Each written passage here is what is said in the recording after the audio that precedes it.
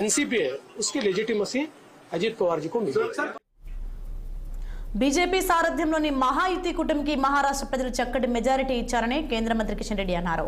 హైదరాబాద్ నాంపల్లిలోని కమలం పార్టీ కార్యాలయంలో మహారాష్ట్రలో ఎన్డీఏ కూటమి విజయంపై సంబరాలు నిర్వహించారు.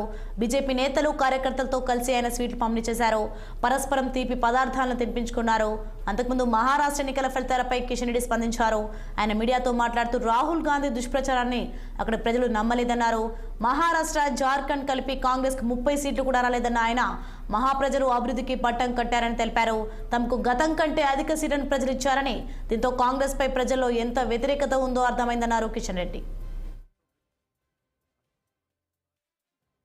అటువంటి పార్టీ భారతీయ జనతా పార్టీ దేశానికి మొత్తం నష్టానికి కారణమైనటువంటి తప్పుడు ప్రచారం రాహుల్ గాంధీ ఎత్తుకోవడం జరిగింది. ఈ మధ్య రాహుల్ గాంధీకి మతిమరుపు బాగా పెరిగిపోయింది. ఈ దేశానికి వాళ్ళ పార్టీయే అత్యధిక సమయం నేతృత్వం వహించిందనేది వాళ్ళ నాన్నగారు, వాళ్ళ నాన్నమ్మ గారు, వాళ్ళ తాతగారు ఈ దేశానికి ప్రధానమంత్రిగా పనిచేశారని,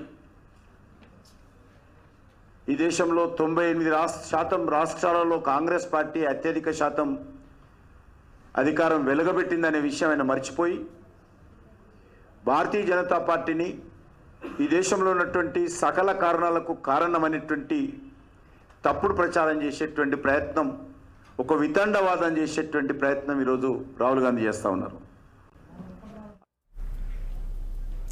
వైనాడ్ లోక్సభ ఉప ఎన్నిక ఫలితాల్లో ప్రియాంక